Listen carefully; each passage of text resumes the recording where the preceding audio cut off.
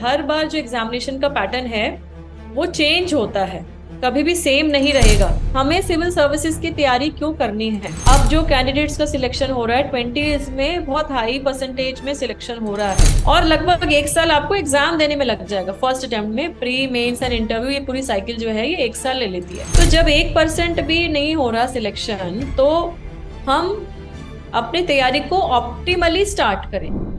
Now when we come to the stage wise preparation, stage wise preparation जब करनी है तो प्री हमको पता है कि ऑब्जेक्टिव टाइप टेस्ट है, प्रीलिम्स तो ऑब्जेक्टिव टाइप टेस्ट है और दोनों ही पेपर्स में जो कि सीसेट के हैं, so it is 200 marks each.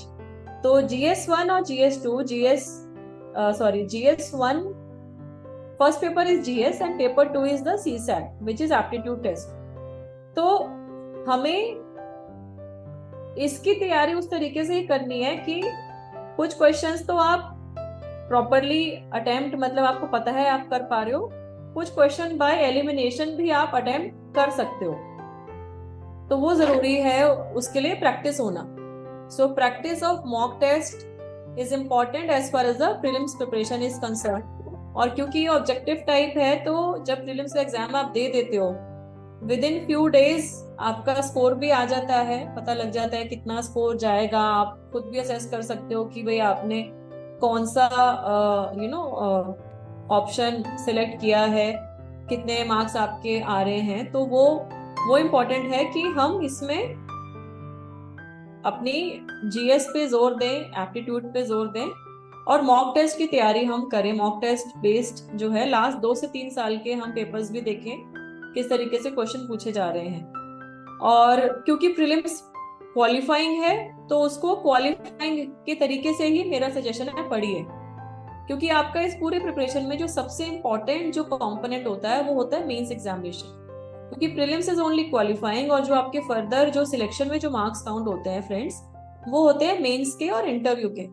तो मेंस में आपके जो 9 सब्जेक्ट हैं उसमें से 7 सब्जेक्ट के मार्क्स तो वैसे काउंट होंगे 215 to 7, और 2 जो सब्जेक्ट हैं उसके मार्क्स नहीं लगेंगे, वो क्वालिफाइंग होते हैं, इंग्लिश और एक वर्नैकुलर लैंग्वेज जो आप चूज करो। तो जो हम पेपर 1 to 7 की जो बात करते हैं तो उसमें फर्स्ट ऐसे है, then second history, heritage, geography, then third subject is your governance, constitution, polity, social justice, international relations. Paper 4 है जो कि डील करता है science and technology and development, biodiversity, environment के ऊपर। और पेपर 5 है आपका ethics, integrity and aptitude. Paper 6 और 7 है आपके ऑप्शनल। तो जब मैंने फ्रेंड्स अटेम्प्ट दिया था तो हमारे टाइम में प्रीलिम्स में एक ऑप्शनल होता था GS के अलावा, और मेंस में 2 ऑप्शनल लेने होते थे। तो मेरा प्रीलिम्स में, क्योंकि कुछ कैंडिडेट्स ने चैट बॉक्स में मेरे से क्वेश्चन पूछा हुआ है कि मैम आपके ऑप्शनल क्या थे, तो मेरा ऑप्शनल प्रीलिम्स में था कॉमर्स और मेंस में था मेरा कॉमर्स एंड पब्लिक एडमिनिस्ट्रेशन। तो ये मेरे ऑप्शनल रहे हैं। तो मेंस के लिए क्या इंपॉर्टेंट है ध्यान में रखना, मेंस के लिए इंपॉर्टेंट ये है कि आप जो भी पढ़ रहे हो उसको आपको लिखना आना चाहिए।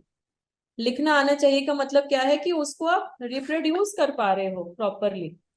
और रिप्रोड्यूस आप कैसे कर पाओगे? जब आप उसकी प्रैक्टिस करोगे।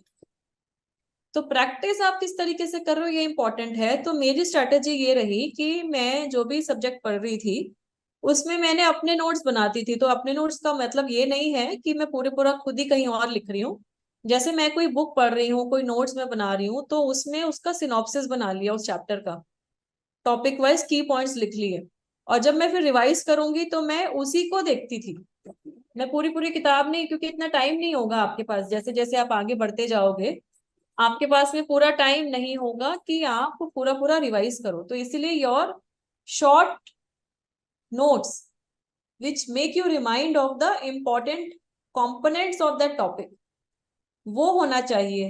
और साथ ही साथ में प्रीवियस ईयर्स के क्वेश्चन पेपर्स को देखें, 2 से 3 साल के क्वेश्चन पेपर को देखें, कुछ मॉक टेस्ट भी दें, आंसर राइटिंग की प्रैक्टिस करें। Answer writing practice is very very important and definitely जो हमारे रिपीटेड रिविजन्स हैं वो ही की हैं।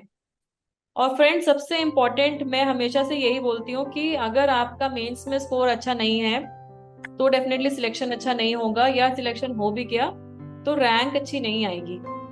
तो मेंस पे सबसे ज्यादा ध्यान देना है, सबसे ज्यादा तैयारी पे ध्यान देना है। इसीलिए जो मैंने बात बोली कि जब एक साल पहले जब तैयारी स्टार्ट कर रहे हो, उसमें भी इनिशियल 3 से 4 महीने में हम मेंस के ऊपर भी ध्यान दें, क्योंकि प्री और मेंस का गैप काफी कम रहता है, 3 महीने का लगभग गैप रहता है। उसमें पूरा सिलेबस कवर करना बहुत डिफिकल्ट हो जाता है। ठीक है, तो पहले से आपकी तैयारी रहेगी तो यू कैन इम्प्रोवाइज, आप उसमें अपना एड ऑन कर सकते हैं। And then the third important component is the interview, personality test. तो पर्सनालिटी टेस्ट में कुछ एस्पिरेंट्स पूछते हैं कि कैसे फेस करें, अगर हमें कोई क्वेश्चन का जवाब नहीं भी आता तो क्या हमें अटेम्प्ट करना चाहिए एटलीस्ट, या अनआंसर्ड छोड़ देंगे तो वो गलत इंप्रेशन जाएगा। तो फ्रेंड्स मेरा सजेशन इंटरव्यू को लेके ये है कि you have to be natural as far as the interview is concern. Do not bluff, because जो इंटरव्यू बोर्ड है बहुत ही एक्सपीरियंस बोर्ड है। इंटरव्यू बोर्ड के चेयरमैन और जो बाकी जो वहां पे बोर्ड का कॉम्पोजिशन होता है वो काफी एक्सपीरियंस लोग हैं।